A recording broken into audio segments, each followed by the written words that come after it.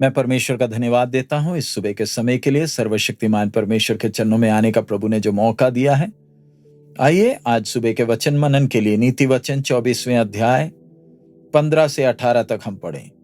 हे दुष्ट, तू धर्मी के निवास को नाश करने के लिए घात को ना बैठ और उसके विश्राम स्थान को मत उजाड़, क्योंकि धर्मी चाहे 7 बार गिरे तो भी उठ खड़ा होता है, परंतु दुष्ट लोग विपत्ति में गिरकर पड़े ही रहते हैं। जब तेरा शत्रु गिर जाए तब तू आनंदित ना हो, और जब वह ठोकर खाए तब तेरा मन मगन ना हो। कहीं ऐसा ना हो कि यहोवा ये देखकर अप्रसन्न हो और अपना क्रोध उस पर से हटा ले। हम जितना अधिक परमेश्वर का वचन सीखते हैं, जितना उस पर मनन करते हैं, हमें उतना अधिक परमेश्वर के सिद्धांतों को समझने और परमेश्वर के पवित्र स्वभाव को समझने में मदद मिलती है। परमेश्वर पाप से घृणा करता है, वरन पापी हो चाहे धर्मी हो, हर एक को एक समान प्रेम करता है, क्योंकि परमेश्वर ने ही हर आत्मा को रचा है। सर्वशक्तिमान नहीं चाहता कि कोई एक भी आत्मा नाश होकर नरक में पहुंचे।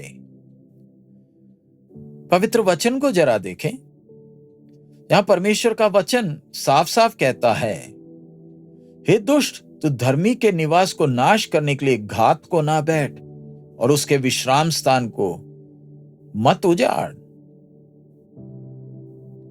एक दुष्ट व्यक्ति हमेशा एक धर्मी व्यक्ति का नाजायज फायदा उठाने का प्रयास में बैठा रहता है, उसके विश्राम स्थान को उजाड़ने में तुला रहता है। एक धर्मी जन 7 बार गिरेगा तो भी उठ खड़ा होता है।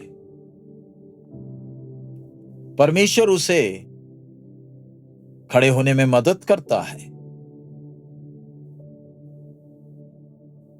लगेगा शायद उसका जीवन बर्बाद हो गया, परंतु परमेश्वर जो उसके हृदय की तमन्ना को जानता है कि वो कितना सच्चे दिल से चलता है, अगर वो गिर जाए, मन फिराए, गलती को मान ले, पाप के मार्ग से दूर हो, तो परमेश्वर उसे फिर खड़ा करता है।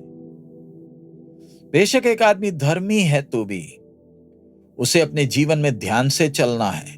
अपने मृत्यु के क्षण तक, इस संसार से अलविदा बोलकर जाने तक उसका दुश्मन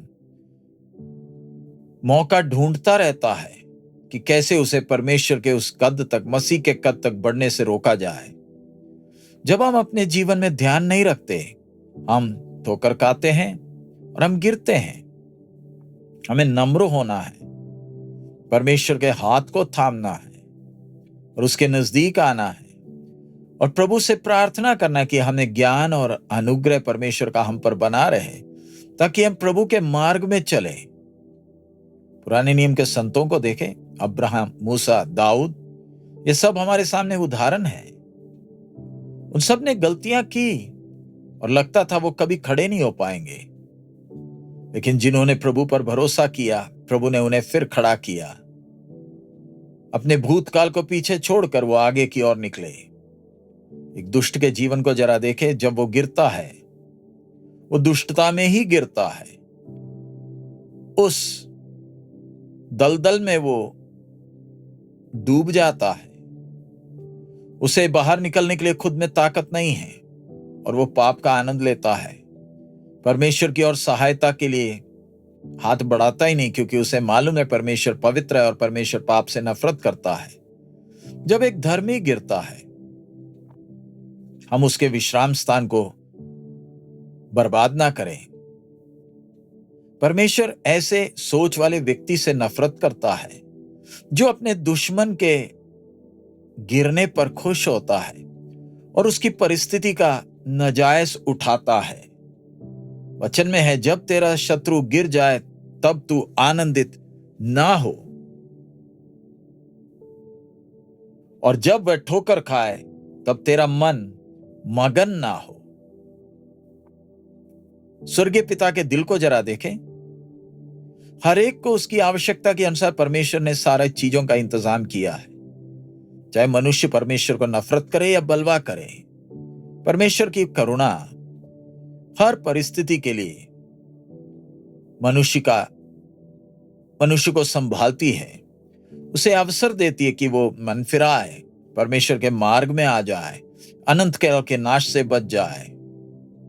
परमेश्वर चाहता है कि उसके संतानों के अंदर भी ऐसा ही हृदय हो, जो हर आत्मा या हर प्राण की कीमत को समझते हैं।